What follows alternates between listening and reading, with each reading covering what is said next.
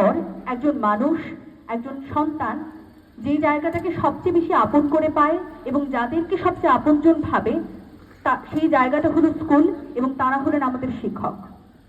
এবং এই শিক্ষকরাই আমাদেরকে স্বপ্ন দেখতে শেখান। আমাদের আধো আধো বলের কথাগুলোকে তারাই গল্পে রূপ দেন, কাব্যে রূপ দেন এবং শেখান স্বপ্ন দেখতে। এবং আমার ক্ষেত্রেও ঠিক একই বিষয় ঘটেছে। যখন 2015 সালে দি ফ্লাওয়ার্স কেজি অ্যান্ড হাই স্কুলে প্রথম শ্রেণীতে ভর্তি হয়েছিলাম, আজ সেই সময় থেকে প্রায় 10 বছর পেরিয়ে স্কুল জীবনের শেষ প্রান্তে এখন।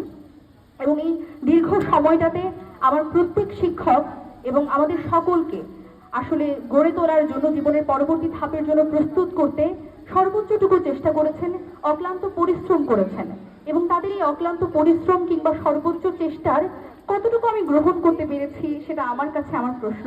হয়তো আমার স্বল্প সক্ষমতা দিয়ে তার খুব সামান্য আমি গ্রহণ করতে পেরেছি, তবে তাদের এই অক্লান্ত চেষ্টা, তাদের যে শ্রম আমার জন্য দিয়েছেন এবং প্রতিটি শিক্ষার্থীর জন্য শিক্ষকরা যেরকম দিয়ে থাকেন, তার জন্য শিক্ষকদের প্রতি কৃতজ্ঞতা কখনোই বলে আসলে শেষ করা যাবে না। এবং আমার এই ক্ষুদ্র জীবনের যে সাফল্যটুকু রয়েছে, যে সকল সাফল্য রয়েছে, তার প্রত্যেকটার ক্ষেত্রে আমি মনে করি আমার মা বাবার পর সবচেয়ে বেশি অবদান যাদের, তারা হলেন আমার শিক্ষক, আমার স্কুলের অবদান। এবং তাদের অবদান ব্যতীত আসলে কোনো সাফল্যই আমার পক্ষে অর্জন করা সম্ভব হতো না, হোক সেটা একাডেমিক কিংবা কো-কারিকুলার অ্যাক্টিভিটিসের ক্ষেত্রে। এবং আমি মনে করি যে শিক্ষার্থীর জীবনের ক্ষেত্রে শিক্ষকের যে প্রভাব সেটা সামগ্রিক, এবং মা বাবার পর সেই প্রভাবটা অনেক বেশি বিস্তৃতি লাভ করে। এবং এই কারণেই হয়তো হেনরি অ্যাডামস একটি কথা বলেছিলেন, শিক্ষকের ভূমিকা, শিক্ষকের প্রভাব শিক্ষার্থীর জীবনে সামগ্রিক। যে প্রভাব কখন শেষ হবে শিক্ষার্থীর জীবনে তা আসলে বলা যায় না। এবং এই প্রভাব যদি না থাকে, একজন মানুষ, একজন শিক্ষার্থী কখনোই তার ভবিষ্যৎ জীবনে নিজেকে সফলতার চূড়ান্ত শীর্ষে দেখতে পারবে না বলেই আমার মনে হয়। কেননা শিক্ষকের প্রভাব ব্যতীত কখনোই জীবনের সামনে এগিয়ে যাওয়া সম্ভব হয় না।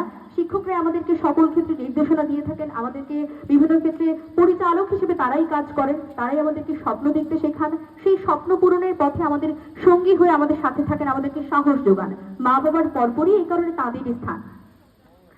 গণিতের নানান সমস্যার সমাধানে কিংবা আমরা যদি বলি পদার্থবিজ্ঞান, রসায়নের জটিল কোনো তত্ত্বতে, এই শিক্ষকরাই আমাদেরকে বিশ্বকে নিজের চোখে আঁকতে শেখান, স্বপ্ন দেখতে শেখান, স্বপ্ন পূরণে সাহায্য করেন।